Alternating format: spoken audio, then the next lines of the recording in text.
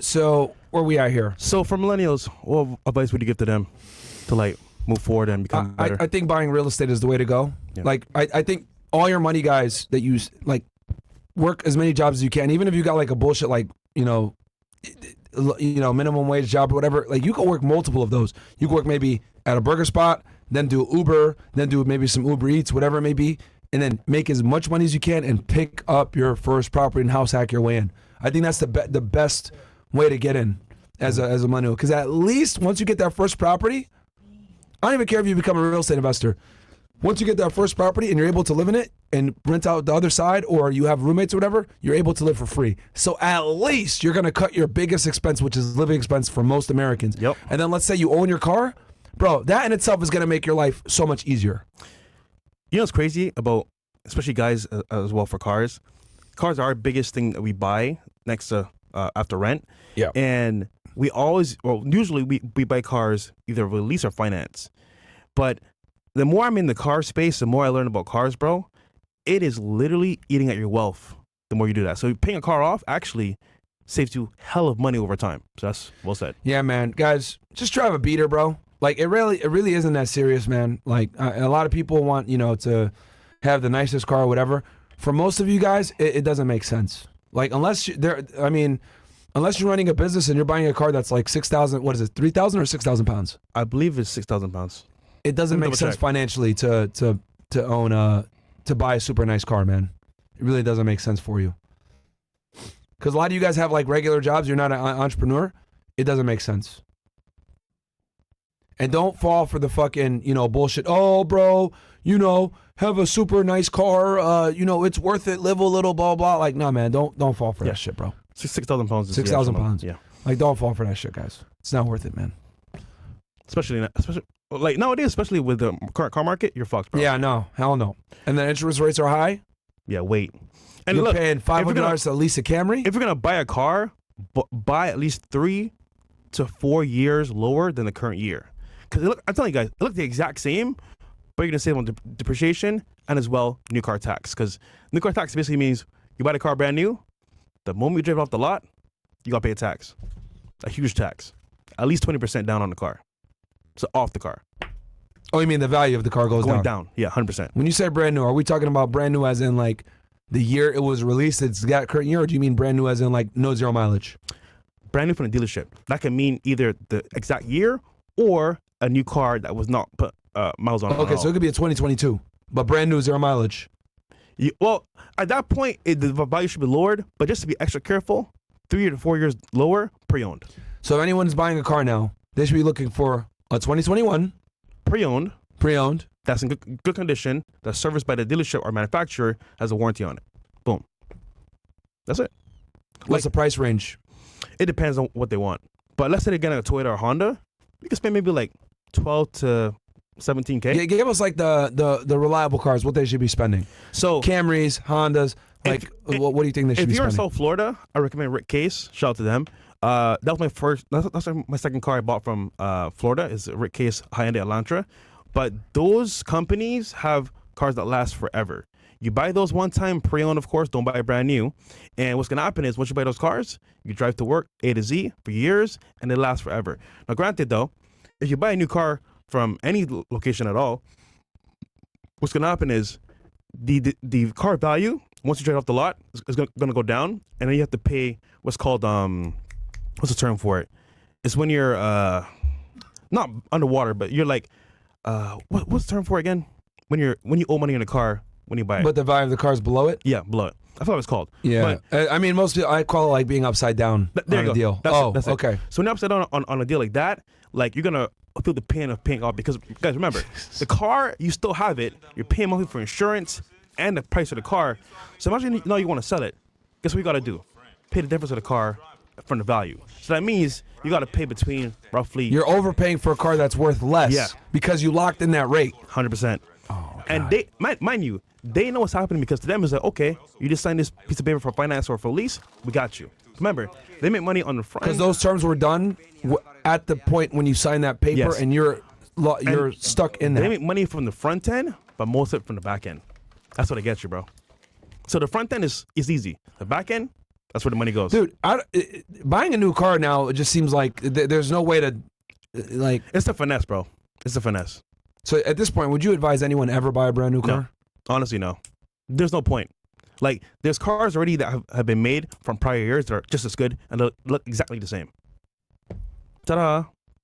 And if you're a mechanic or you know someone that's a mechanic, you can go to them for a repair or for maintenance. Don't go to the dealership. Go to them. It's way cheaper. They do the same job and they don't tax you. So, it's just some tips here, guys. Yeah. Okay. Damn. And then the last topic for today. Yeah. Kamala Harris recently told everyone Which we're going to have Fresh and Fit News for you just coming soon. On financial gain for the American people. So let's see the article. Okay. Kamala Harris unveils economic plan, including a whopping $1.7 trillion in handouts, Fed ban on grocery store price gouging. Wow. This is crazy. We can play the video as well. So she's going to give us handouts. Is this going to be like PPP loans? Or is it going to be like the, New York Post trying to tax us right now. Oh, literally, bro. Sign up now, bro. Okay. Raleigh, North Carolina. Vice President Kamala Harris on Friday unveiled the economic policy she would enact in her first 100 days in office, and it comes with a whopping estimated $1.7 trillion in handouts as well as government price controls on groceries amid ravaging Biden-Harris administration inflation. Her economic plans measures includes measures to dole out $25,000 to help first-time home owners with their down payment and give up to $6,000 tax breaks for lower and middle-class income families who have a child in their first year of life. Harris did not say what incomes qualify as lower and middle. The housing subsidies alone are absolutely inflationary and would push a $2 trillion deficit even higher, Brian Riedel, senior economic fellow at the Manhattan Institute, told the Post, referring to the already projected budget shortfall for 2024. Those subsidies make up just $200 billion of the $1.7 trillion handout pledged to voters.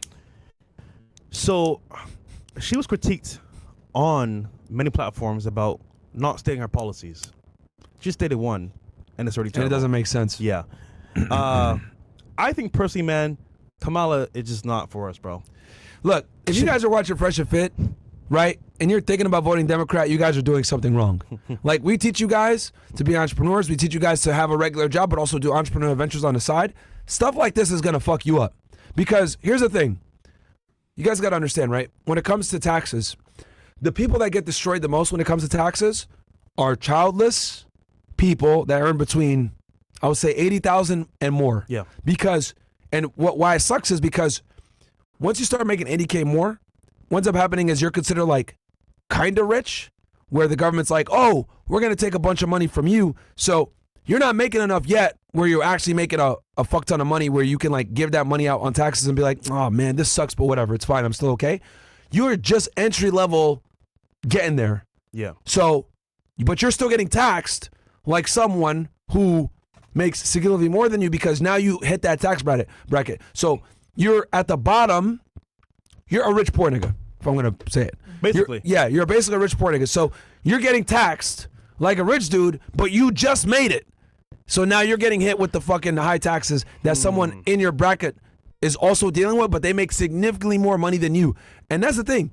Taxes are designed to take money from the people that have high income skills, that earn a lot of money, that don't have assets and don't have children. That's why I tell you guys, you need to have assets, especially if you're making quite a bit of money and you don't have kids, because the assets are going to protect you from bills like this. Because the thing that people don't get is when they see this stuff like, I'm going to get all this free money, woo. Where do you think they get that money from? You! The people. You! She not paying for it. You're paying for it. I'm paying for it. Actually, I'm not even paying for it. He ain't paying for it because we don't pay taxes. Not no more. The rich don't pay taxes, guys. The fucking middle class pay the taxes. Yeah. You know the sad part about this? I can't say this word on YouTube. All the ends are going to be like, free money. Yeah, child support money. Oh my God. And then it's like, wait, what's the byproduct of what you're going to do with the money? You know what you're going to do? Buy rims, buy shoes, and maybe some hard liquor, and stay in the hood. And I'm just like, I'm interested to see how she's going to give them this $25,000 thing for homeowners. How are you going to give it to them? Through app, through the mail. Who knows, bro? Fraud, right, for fraud, just like the PPP loans. Bro, I just think right now where we're at in the current climate of finances, we're fucked. And without proper planning, like this is some bullshit, by the way, we're going to go even deeper in debt. And can Kamala really save us? No, she can't. Maybe Trump, but not Kamala. Yeah, guys.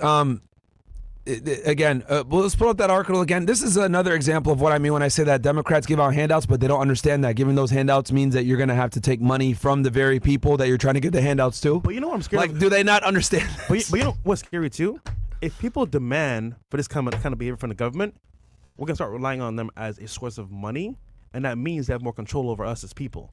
So all the middle class or like lower class people that want to get these financial benefits are going to say, yo, help us, government. We need your help. They're going to say, oh, bet you need our help like this? Perfect. We'll lock you in. Now you're under our control. So it's scary, man.